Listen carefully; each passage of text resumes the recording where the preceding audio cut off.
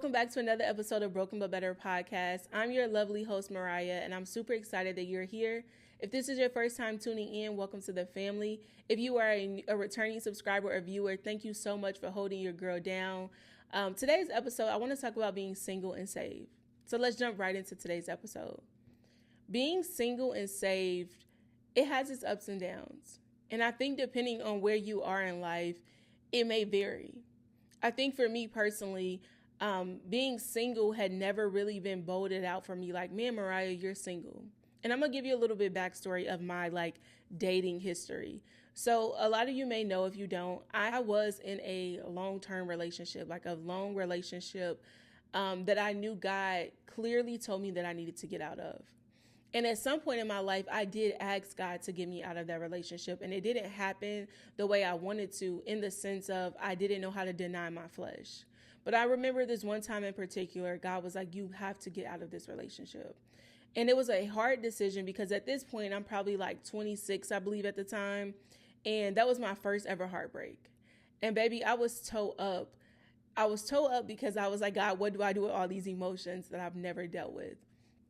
And a part of me wasn't eager to get into another relationship. A part of me was just like, I just want to be obedient to God, and whatever else happens, I know he's going to take care of me. Because I know for a long time I had lost myself in that relationship. So understanding now how to be single and navigate this single lifestyle was new to me. I was never a serial dater, so I wasn't like, I'm single and I'm just about to be in relationship after relationship. I wasn't a person who craved intimacy. I wasn't, just especially freshly getting out of a relationship, I just didn't have that desire because I was dealing with a heartbreak and I just didn't know what else. I didn't understand why God was making me get out of a relationship, but I knew I had to. So getting out of that relationship, I was more so seeking the why. Like, God, I know I wanted this, but at the same time, I still don't understand why. So as I went through those different stages, what I started to realize is that being single, it's a privilege to be single, right? It's actually, and we don't look at it as a privilege. I think sometimes we look at it as God has forgotten about me, or a sense of loneliness. But I'm going to tell you about me. I enjoy being single. I mean, my time is up. However, being single has brought me very much joy that I expected to get from other people that I found in God. It has allowed me to see God's true faithfulness and consistency in my life, and also made me understand how separate I was from God because I was in a relationship that I gained as I was being single. And I truly believe that the Bible tells us about that. Not everyone will be married. Some people are called to be single, and then some people are called to be married. And I was thinking about this episode. I said, God, who in the Bible gave a perfect example of being single and saved other than Jesus?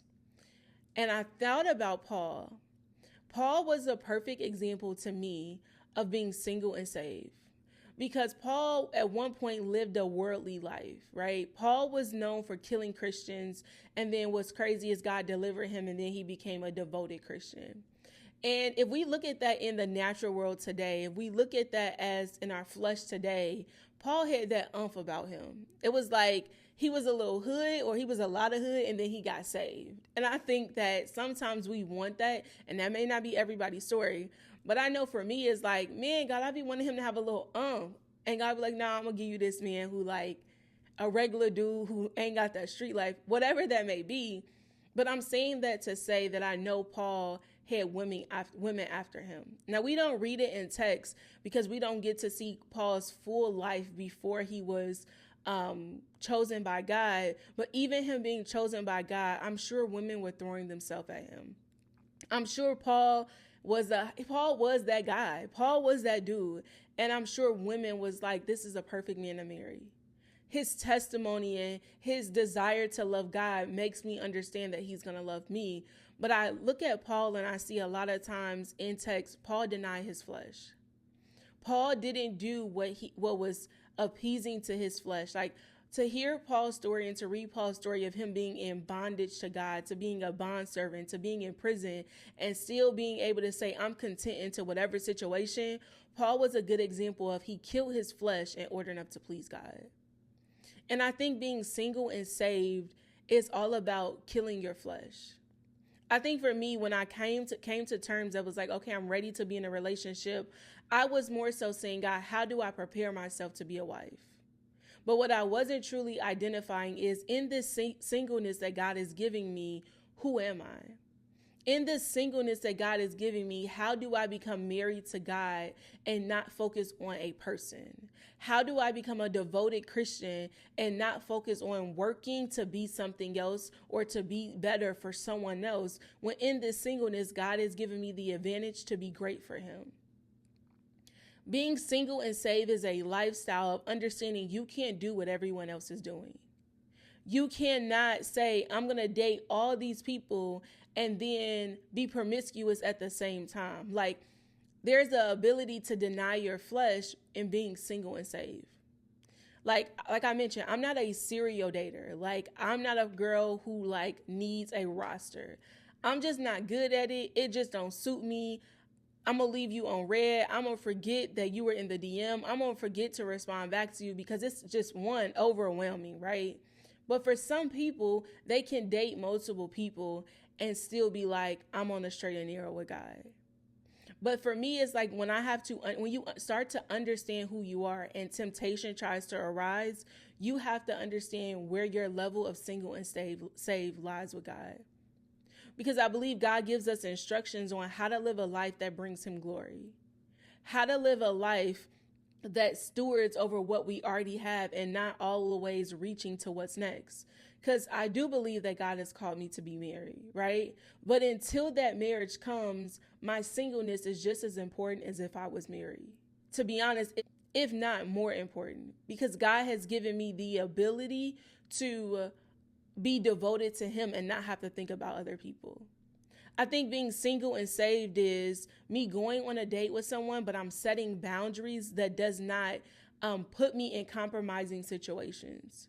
Is me meeting a guy and we're talking and having to understand that after a certain time of the night, we not talking no more. Because if I do that, if I don't set those boundaries, I'm opening up room for temptation to come in for myself. Let alone, I don't know what that person is doing or what that person's intention is, but because Mariah, because the flesh be fleshing. And I think that sometimes when we're single and saved, we try to wave this line that I could do this and God gonna forgive me. I could dibble over here, but God gonna forgive me. It's no. You have to deny your flesh. You have to be able to have self-control. Because one thing I do know about being single and saved is bearing fruit. Bearing fruit that in my singleness, I'm still devoted to God. And it's almost like if I'm not, then I'm cheating on God. Being single and saved is a lifestyle.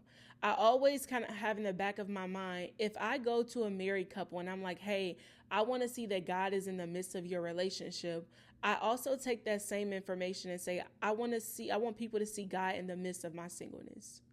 Because I think that we make one look better than the other because there is desperation and desire for something greater. But your singleness should also bring God glory. Just because you're single doesn't give you a pass to do whatever it is that you want, because you in your mind is I don't have to think about anyone else. And originally that's what I thought as well, because I do think that is true at the same time. Two things can be true at the same time. I don't have to think about someone else, but I do got to think about someone else. And that someone else is God. I think we use being single as a way to be selfish and do whatever it is that we want to do. But I have learned that being single does not give me access and permission to do whatever it is that I want to do, especially if I'm saying I'm saved. If anything, it makes me check in with God more and say, God, am I making the right decision? Am I doing things that push me closer to your will? Am I doing everything that push me closer into purpose? Because someone who has a partner who is married has someone to bounce off their ideas with. Because if you're not married, you're single by Bible. If you are seriously dating with the intent to be engaged and then to be married, in some way you are still single. And you belong to God. You have a covenant with God. You haven't made your covenant clear in heaven that you are married. So your covenant only lies with God at this moment. Being single and saved is a lifestyle that should bring God glory. I think about it, and this is a question that I felt like God asked me at one point, and saying, like, what if I have you single for the rest of your life? And I was like, whoa. So you're saying I don't get the privilege, let's be honest with ourselves, I don't get the privilege of what married folks get to do.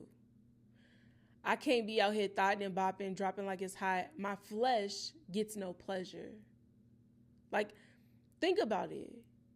And will I still say no to my flesh if God is saying that you're going to be single for the rest of your life? For somebody like me, I grew up in a Catholic church, meaning that I went to Catholic school for a majority of my life. And when I think about nuns or priests, they have desired to kill their flesh to please God. They have made a conscious decision to say, I'm going to be single for the rest of my life. And what I learned is that some of them prior had been married before. And they had gone on a journey that said, God, you have called me to singleness. And in that singleness, there is a standard that I must bow down to. There is a standard that I must come under submission to say, God, how do I live this life? And I think for you and I, those standards could be different. You know you better than I know you, but I know me, and I know the things in which that I desire that says, no, I can't go out and date everybody. No, I can't talk to this person. Even though you look good, I know you're no good for me. I know you're no good for my flesh. I know you're no good for my mind.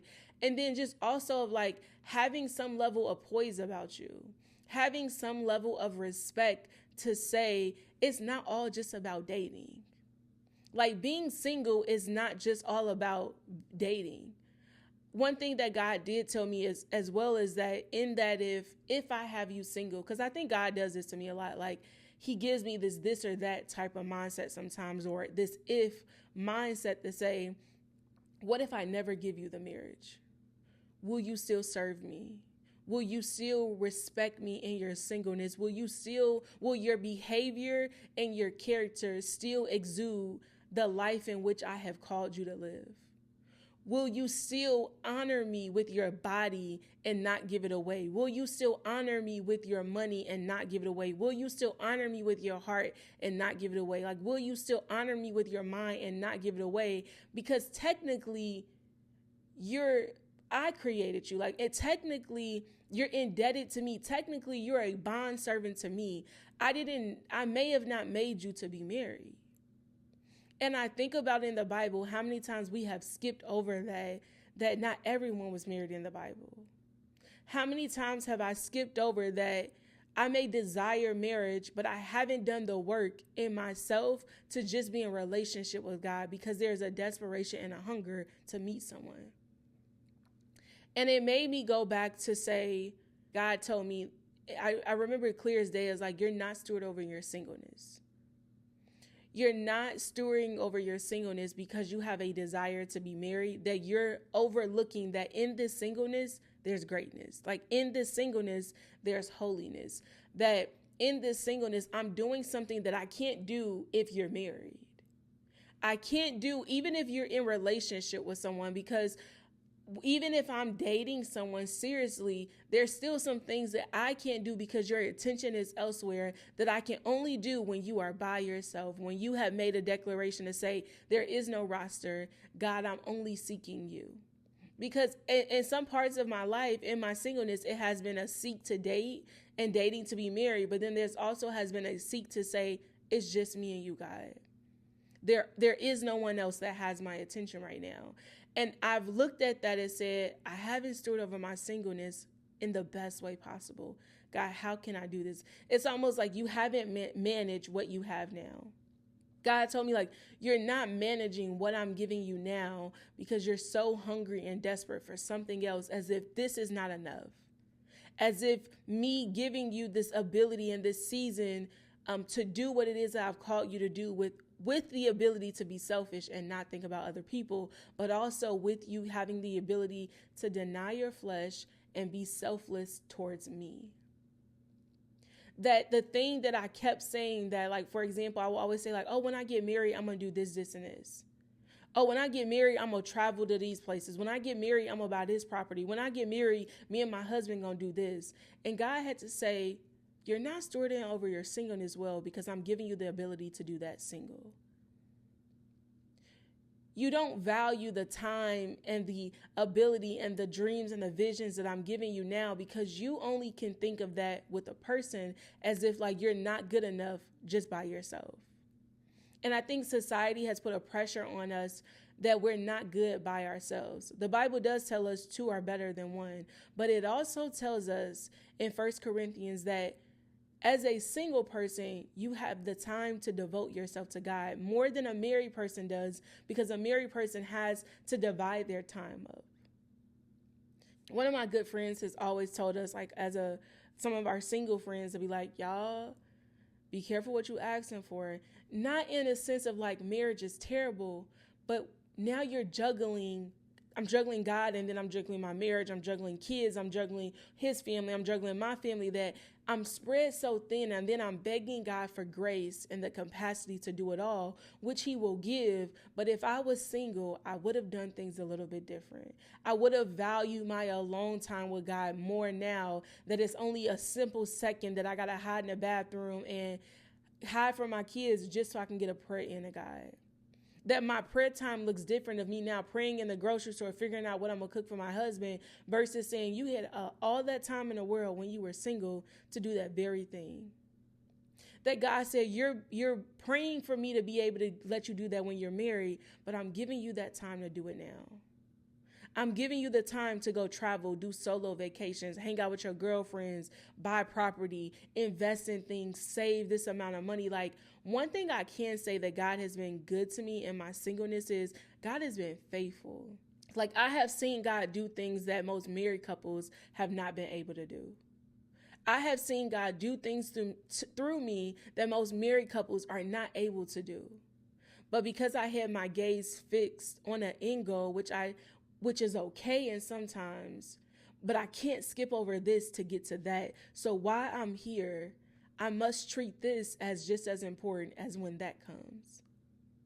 Because if that's the case, then I feel like I'm using God. In Ecclesiastes, it tells us there's a season and there's a time for everything. That in this time that God has given me over my singleness, am I stewarding it correctly? Am I taking advantage of the downtime that God has given me? Am I taking advantage of understanding who I truly am, that I lost in one relationship, that God has given me the ability to restore and get back to the original state in which he created me, and also gain more? In my singleness, God has given me great revelation of who he is to me, that has allowed me to maintain my single and savedness, that when temptation comes, I can say no. That allowed me to not dibble back into pornography that once had me, because I'm thinking like, well, I'm not doing nothing, God, with my body physically, but I'm watching something that's perverting when it is time for me to be married. Or if God is telling me to remain single for the rest of my life, that I'm not perverting my eyes and my ear gates and my heart and my spirit, that's also having a standard of being single and saved. I challenge you to say, God, what is my standard of being single and saved? What does my single and saved look like that will bring you glory, that I can go in front of other people and they don't see my nakedness, they don't see my sin? I think for me, one thing that has held me to the fire is that I work with kids, and I work with kids in ministry. And I don't want to get up in front of kids and say, you shouldn't do this, and then I'm doing it. You shouldn't be promiscuous, and you shouldn't be filled with lust, but I'm filled with lust and I'm promiscuous. That it's almost like, God, refine me so that in my singleness that I'm pure. One thing that I do know is that God understands. I think about him when he was tempted by the devil, and the devil was like, make you hungry, turn this rock into bread. And God was like, why? Why do I need to do that when I know God has given me the ability to deny my flesh? And it's not just about sex, because our mind also has to be purified. Our heart and our motives has to be purified to say that I'm not going to wear this revealing dress to go outside and get attention because I'm lacking it because I don't have someone. It's also about the pictures that we posting on the internet. Are we doing this to get attention of man? Or if you're a woman, am I doing that like there's a standard that God said, Mariah, you must live by to be considered single and saved? Because a lot of people say they're saved, but they're truly not living a saved life.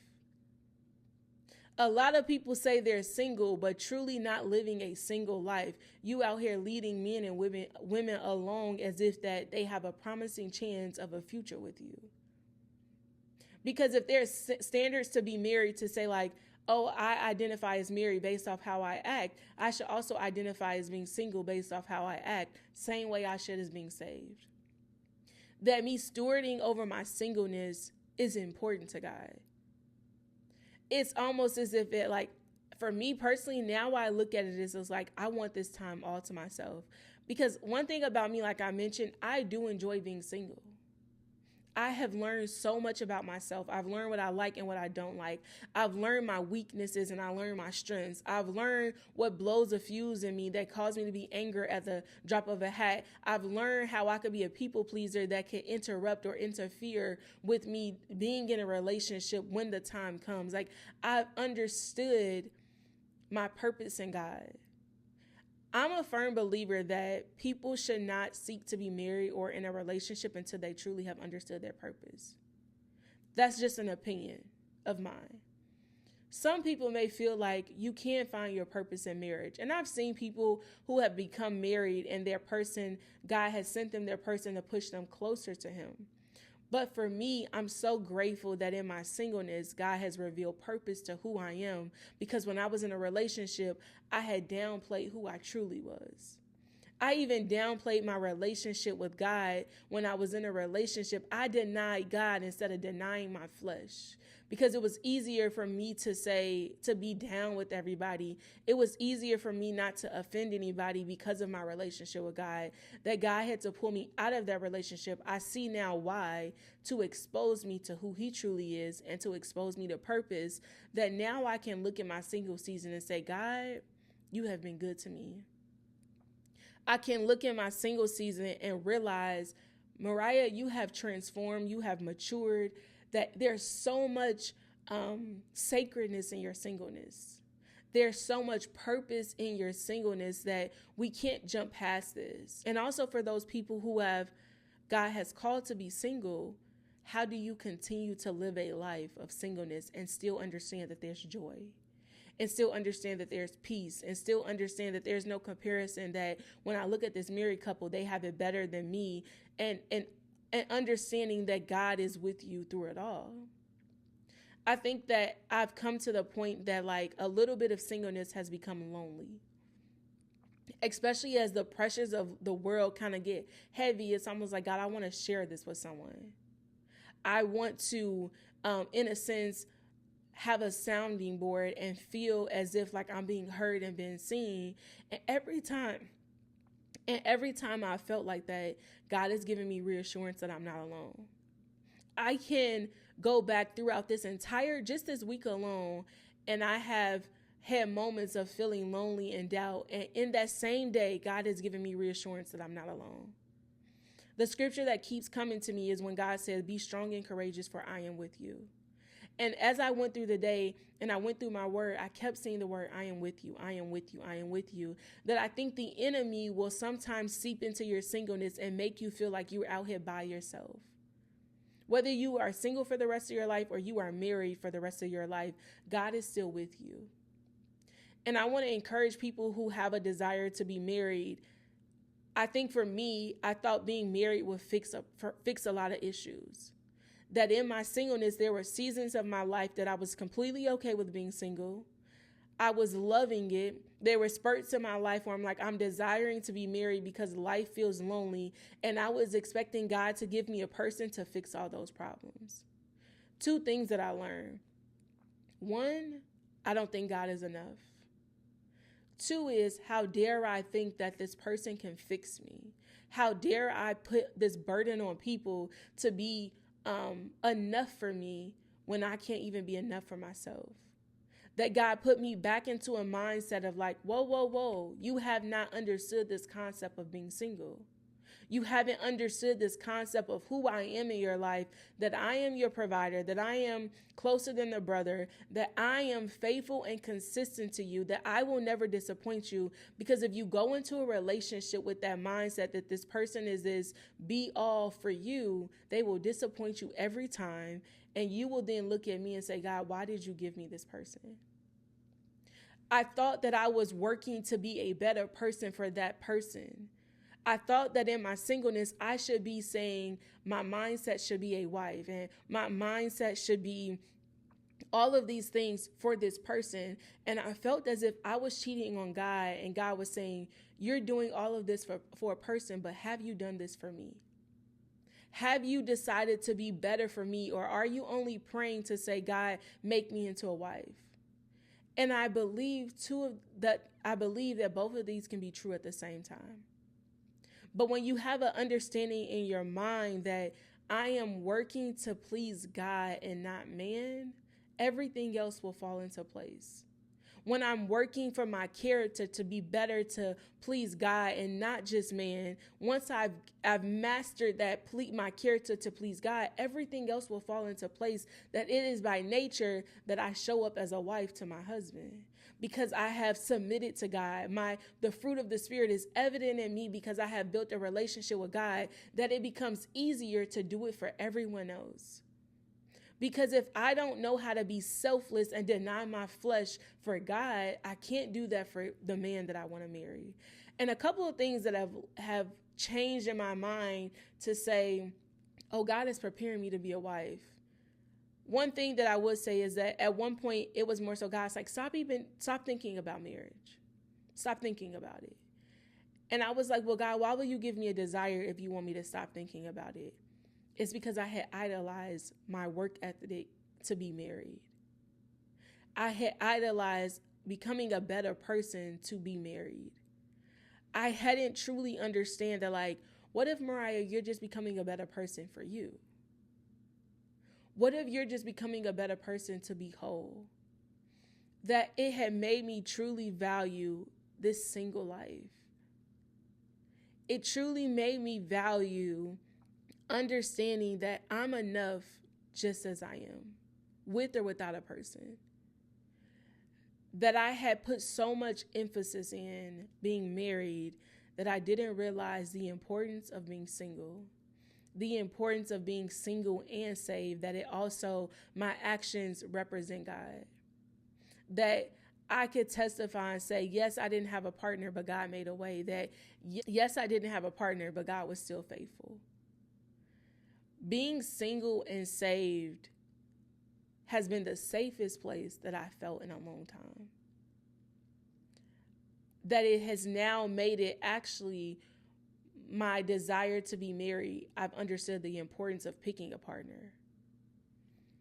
Because I know how well God has treated me single. I know how well God has held me down when I'm single, that I'm not out here just taking anything. Because God has shown me I can do all bad by myself, right? God has shown me that he can take care of me and that I haven't lacked anything. Like I said, I've been able to do things that most married people will never be able to do or haven't done. Because the enemy will try, like I said, will try to seep in and make you feel like you're missing out on something. Will make you feel as if you don't have it all and you're not worthy of marriage, or you're not worthy of a partner because this is just how you're supposed to be. I have felt my safest single, that it's got me to the point that I'm actually scared to date. It has actually done the opposite, because it's in one season it was like, no, I need to date. I need to be married because I'm not enough. And I know this person can come in and fix this issue for me. I can know this person will be a sounding board. I know I can confide in this person. But what it actually has done is me point to God more and say, God, I don't want to be married if they can't do what you do. If they don't be a glimpse of who you are. because I need to see who you are just as much as I see in the spiritual. I need to see in the natural through this person. I need to be able to see God through this person. And if I can't get that, I don't want it. It has made me be okay with, if I can't get it, God, I don't want it. If I can't get a man that is devoted to you, that loves you more than he loves me, I don't want him. I'm okay with being single and saved. I'm okay with it because I've seen how well you have treated me. I've seen how well you have exposed me. I've seen how well you have driven me closer to you, that if anything gets in the way of it, anyone gets in the way of it, I don't want it anymore. Change my desires. Like, I've gotten to the point where my prayers have been, God, if it's not your desire for me to be married, take the taste out of my mouth. Take the want out of my mouth. And I would encourage anybody who has idolized marriage. I will encourage anybody who is going through a breakup. I will encourage anyone who's like, this single life is not fun, or you've been single for a long time, or you are used to constantly being in a relationship, to truly seek God and say, God, what is your standard for my life? What does this either single life looks like, or this serious dating life look like in your eyes? And if it's not for you, if it will take me away from you, if it will push me further from you, I don't want it. That's a bold statement to say something for somebody who wanted marriage or desires to be married. God, if it's going to pull me away from you, I don't want it. If it is going to keep me from fulfilling the promise you have on my life, I don't want it.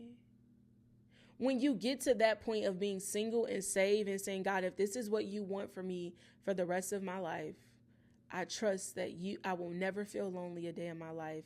I'll never go without. It'll be as if I've had double my entire life. Like, that's where I am with being single and saved. That if you never do it, if I never get married, I've seen how faithful and consistent you are to me. That I am enough and this is enough. And I'm going to steward over what you have given me just as much as if I would have stewarded over what I thought that I wanted. One day I was reading Proverbs 31, and I think a lot of times we read that scripture of like, I'm a Proverbs 31 woman. And it talks about the beauty of this woman, how this woman is an entrepreneur, how this woman is a homemaker, how this woman has something in her hand that looks like nothing, and she'll turn it around and make something great. And at first I was reading that as, this is the type of wife I want to be. And then God said, reread it. And then I read it as if this is how his church should look. This should be my standard as a single woman just as much as it's my standard as a married woman, that I should be faithful to God.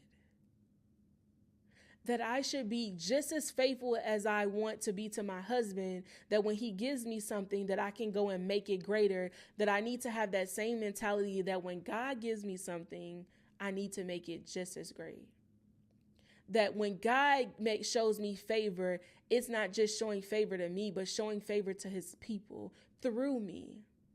That when I read Proverbs 31, I'm reading as if I am in covenant with God.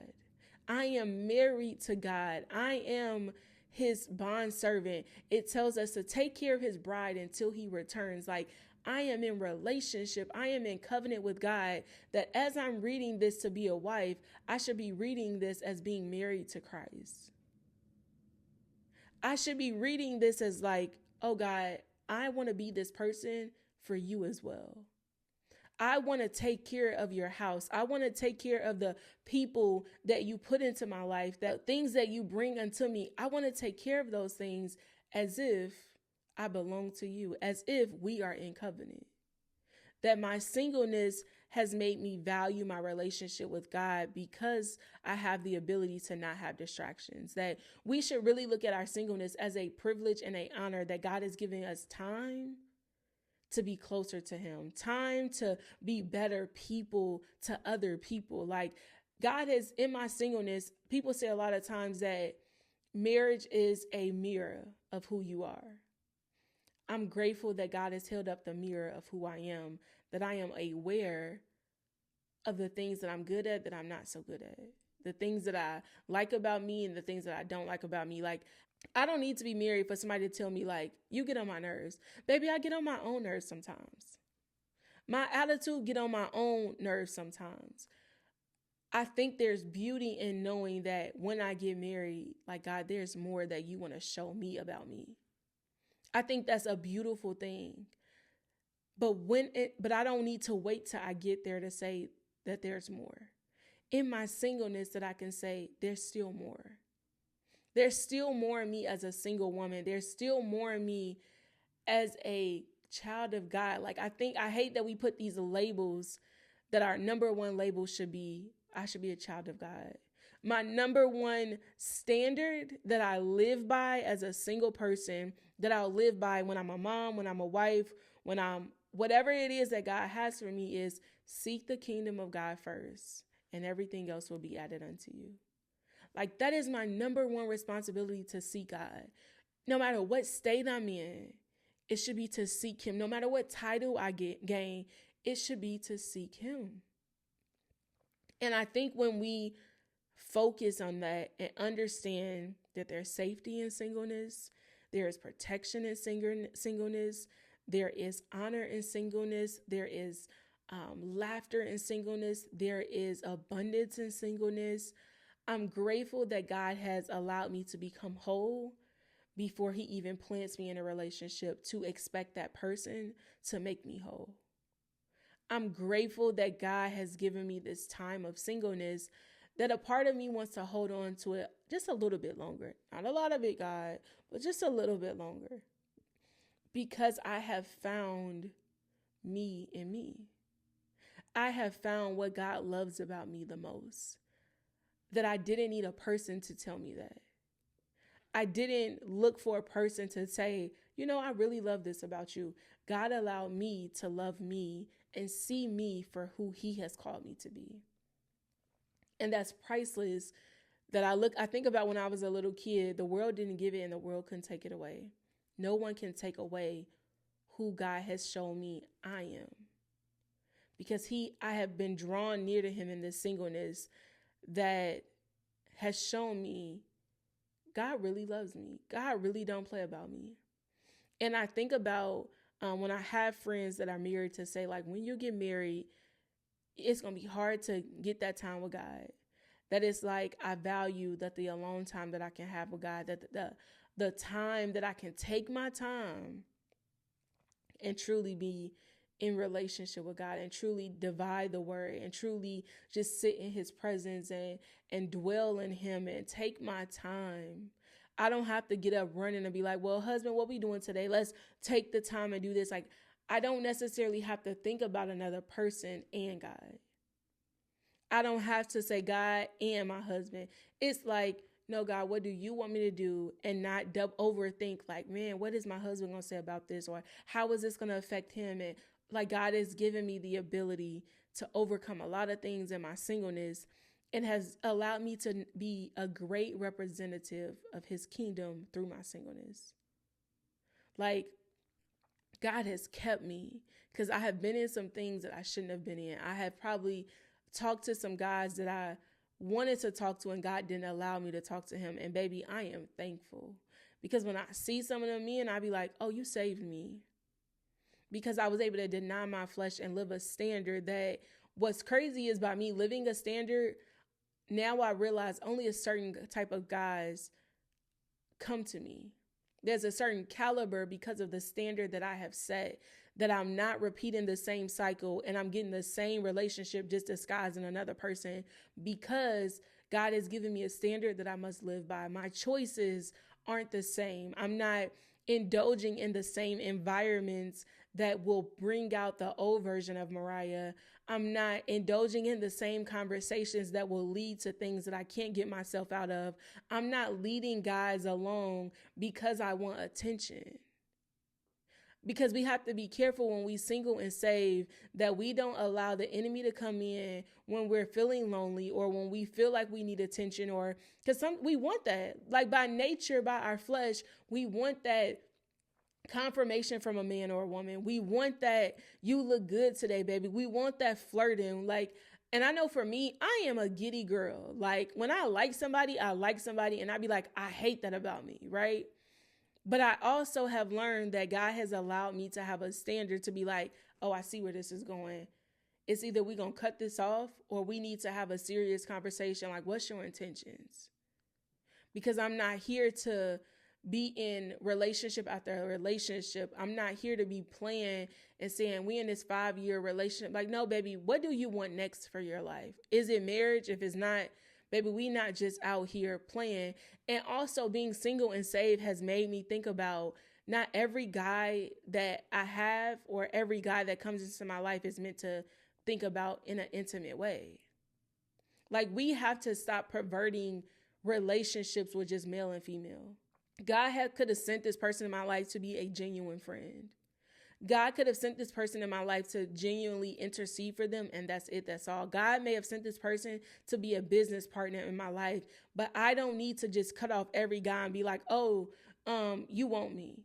Whoa, pump down, bring it down. Like, take that pride off. Every person doesn't want you.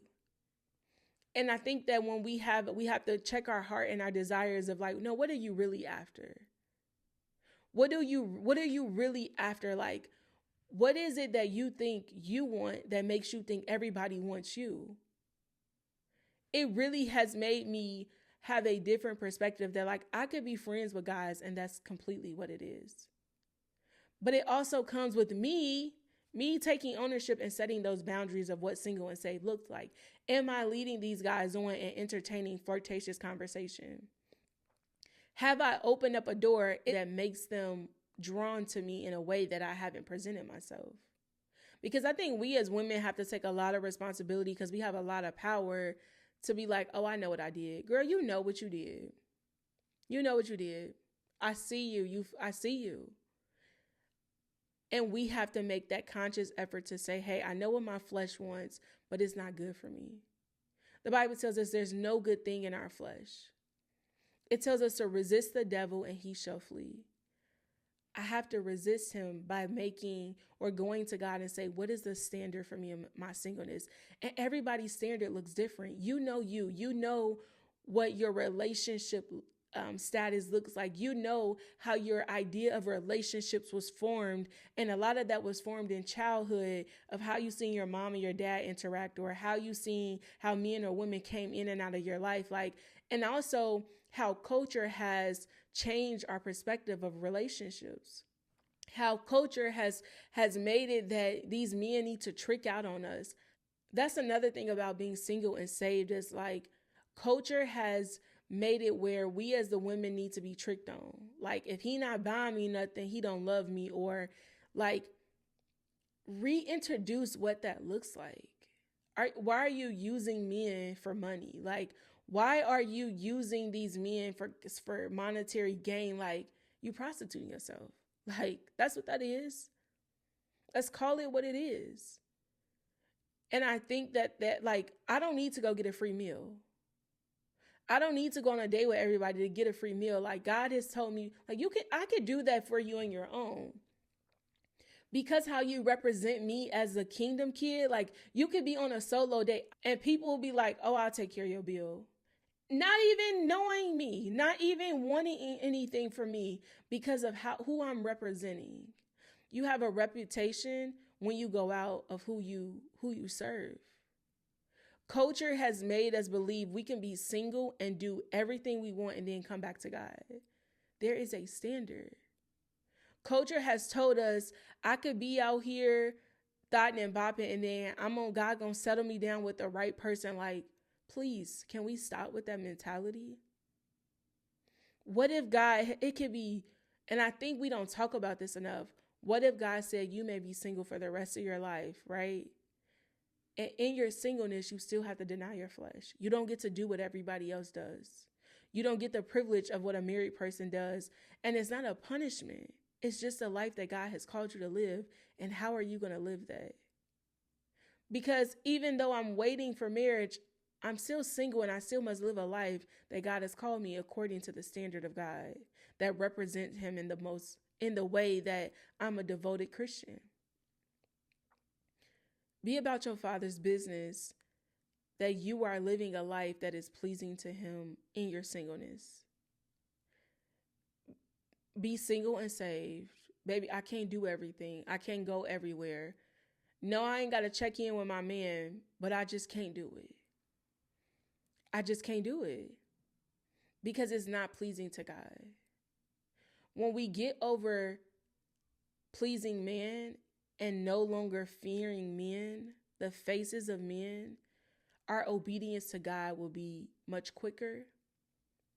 We won't hesitate to be obedient to Him.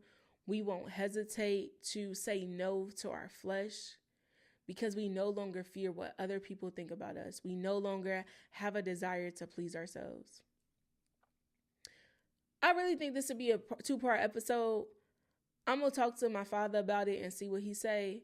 But in the meantime, I pray that you bring this to God and say, God, what is my standard of singleness? What does single and saved look like for me? What should I start changing? What should I no longer desire anymore? Because I want to make sure that my life mirrors you even in my singleness. I want to know if I'm never married, if I'm never called to be married, how do I deny my flesh? How do I resist the devil? How do I live a sober and vigilant life? How can I live a life of Paul and still get all the benefits as if someone who may feel like being with someone is better? One saying that I think I hated hearing growing up is, I'd rather have a piece of a man than no man at all. Baby, I'd rather have a peace of mind than be married or in a relationship with no peace of mind.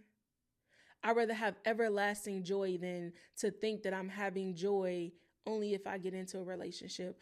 I'd rather be by myself and have the best relationship I could ever have with God than be in a relationship and have no relationship with God.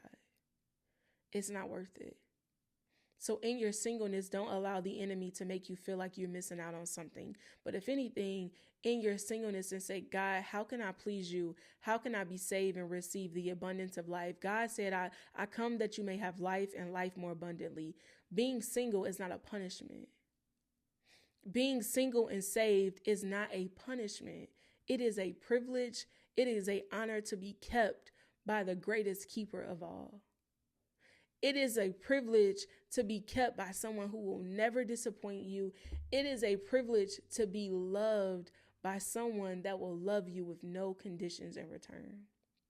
Baby, I love singleness for me. And I also love the idea of being married. And two of those things can be true at the same time. But while I'm single, I will steward over my singleness as if it's the best thing that ever happened to me. So I love you guys lots. Make sure you like, comment, and subscribe. And I cannot wait to see you guys in the next episode. Bye.